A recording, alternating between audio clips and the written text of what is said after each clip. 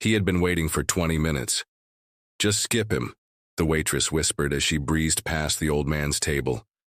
No greeting, no glass of water, nothing. But the man didn't complain. He simply straightened his back and sat silently. The bell above the entrance jingled, and the man who walked in stopped cold as soon as he saw the old veteran, his former commanding officer. 15 minutes later, he would own the place. 79-year-old Frank Ward didn't move as quickly these days. His joints ached, and his hands bore the marks of age and service. Still, every Tuesday morning, he made it to Carson's diner, his routine, same corner booth, same black coffee. That morning he sat quietly, holding his cap in his lap, the one with the faded U.S. Army patch hanging by a thread. The diner wasn't even crowded. 2 waitresses circled the room. Neither came near him. One glanced at him and looked away. The other passed him and muttered, "He's been here for 20 minutes. Then just don't serve him," the first one replied. Someone at the next table laughed. Maybe he forgot he already had breakfast.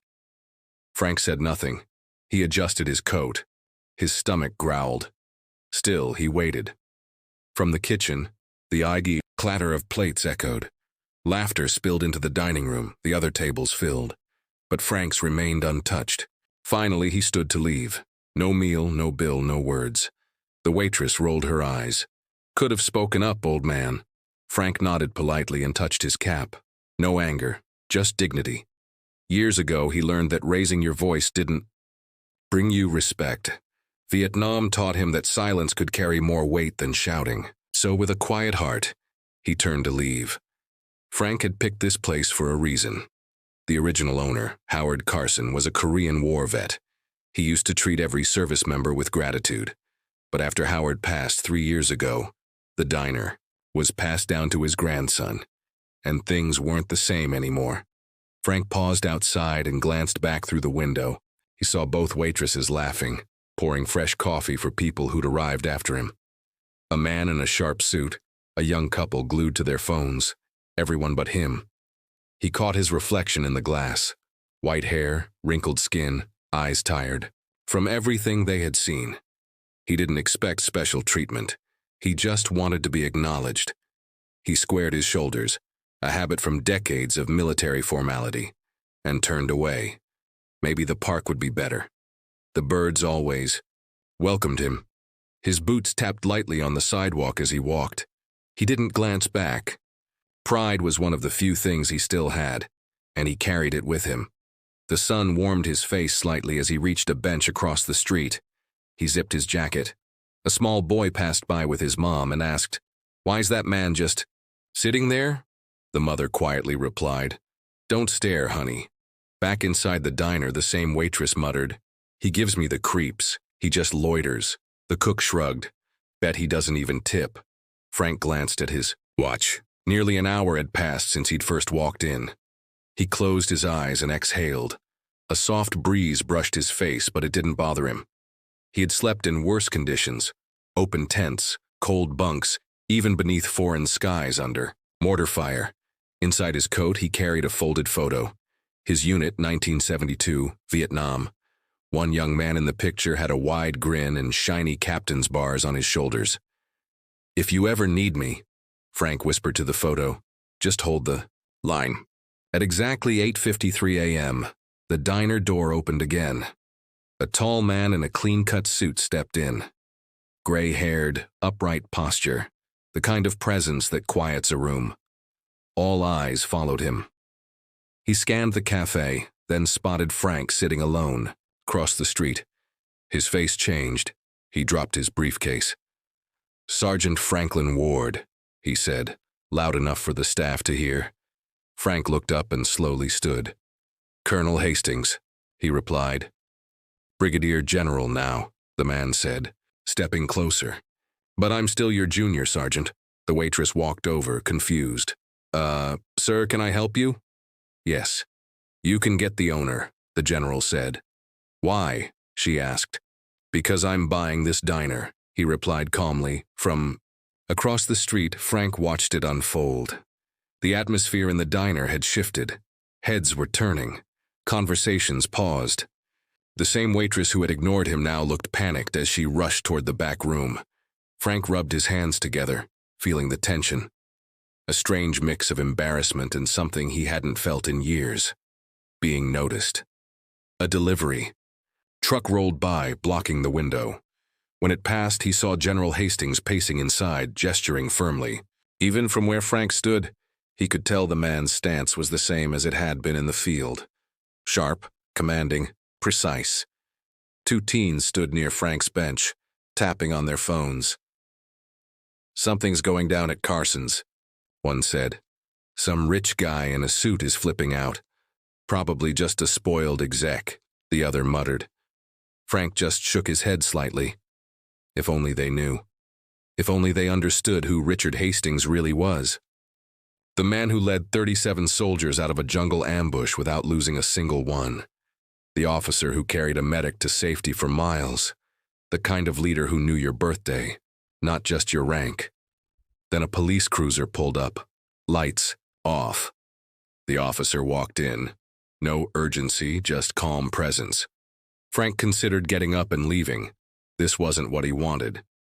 He hadn't come for a scene, but before he could rise, the diner's door swung open hard. General Hastings stepped out and looked directly across the street. He didn't hesitate.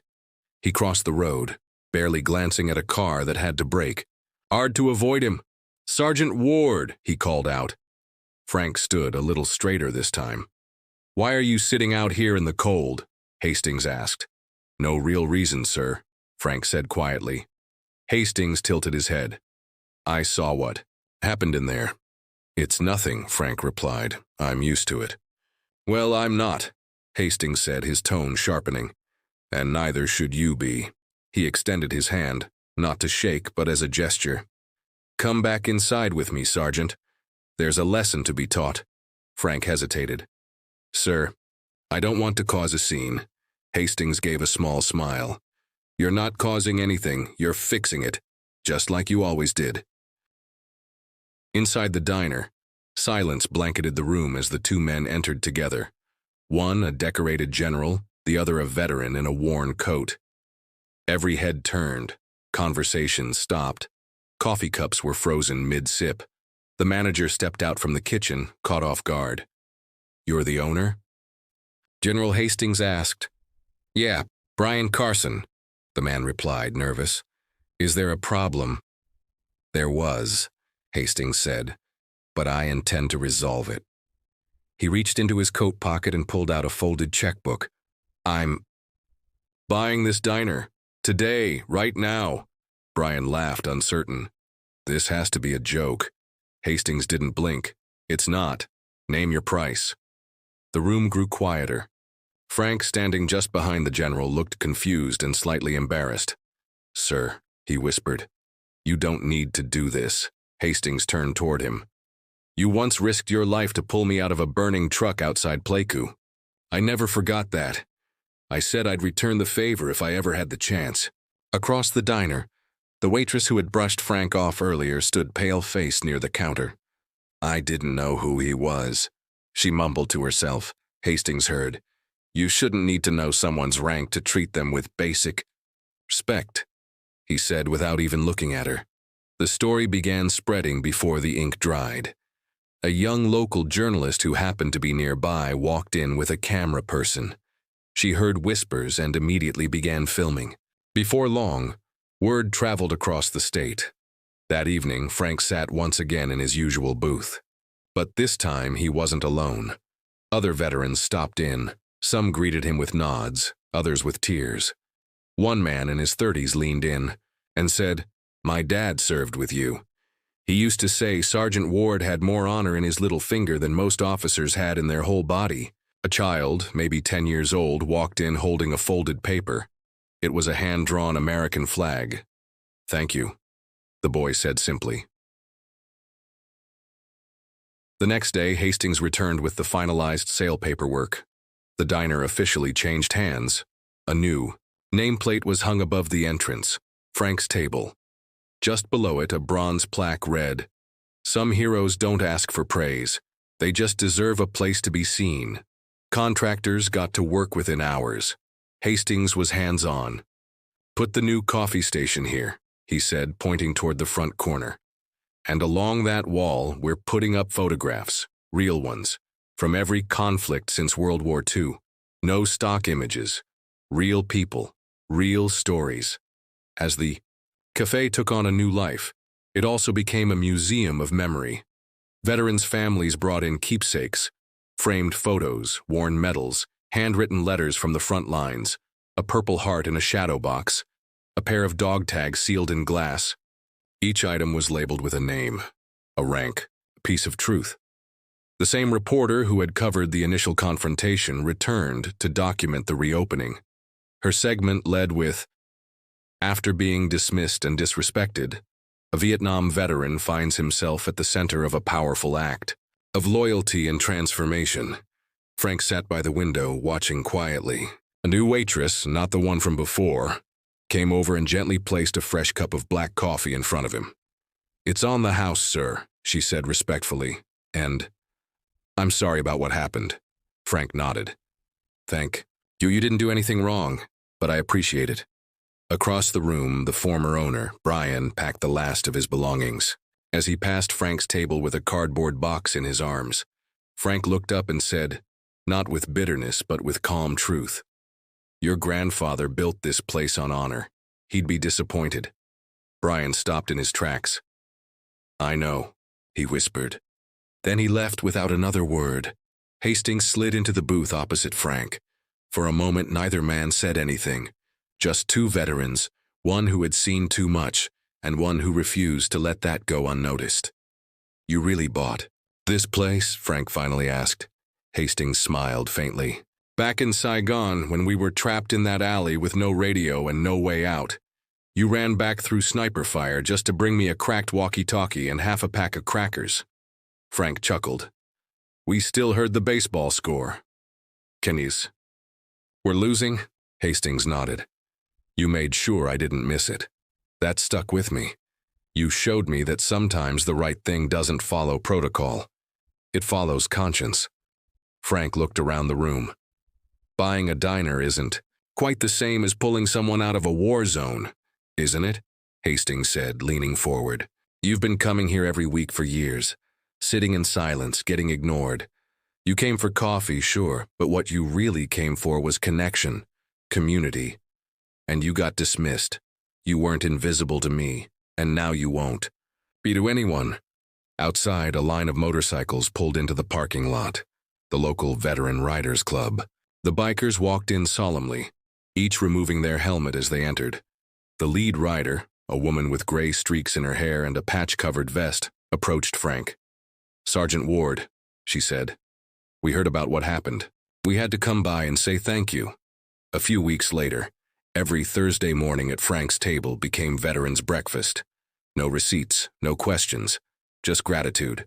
Frank was the honorary host. He didn't cook. He didn't give speeches. He just listened. The waitress who had once ignored him asked if she could keep working at the diner.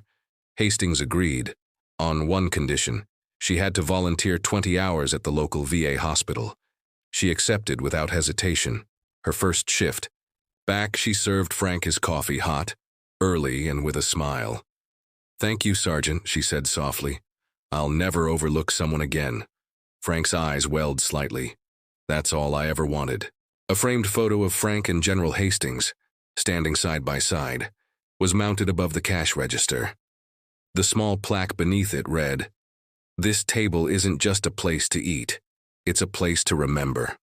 Soon, the story of Frank's table spread beyond town lines. Tourists came to visit.